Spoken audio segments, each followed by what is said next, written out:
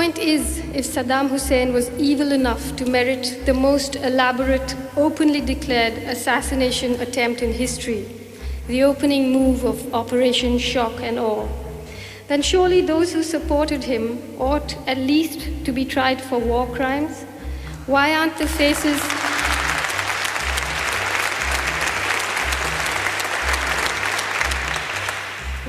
faces of US and UK government officials on that infamous pack of cards of wanted men and women?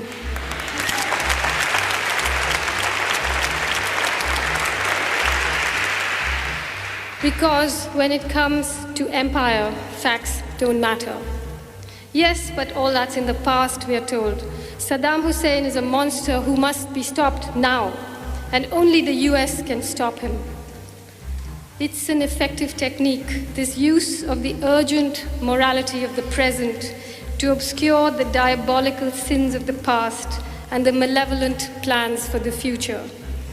Indonesia, Panama, Nicaragua, Iraq, Afghanistan, the list goes on and on.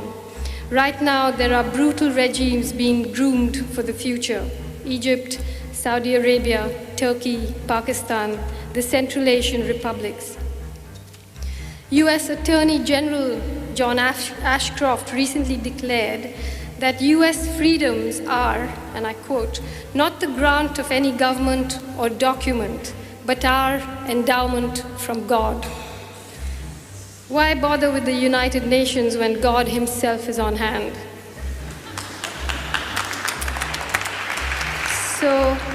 So here we are, the people of the world, confronted with an empire armed with a mandate from heaven, and as added insurance, the most formidable arsenal of weapons of mass destruction in history. Here we are, confronted with an empire that has conferred upon itself the right to go to war at will and the right to deliver people from corrupting ideologies, from religious fundamentalists, dictators, sexism, and poverty by the age-old, tried and tested practice of extermination. Empire is on the move, and democracy is its sly new war cry. Democracy home delivered to your doorstep by daisy cutters. Death is a small price for people to pay for the privilege of sampling this new product, instant mix imperial democracy.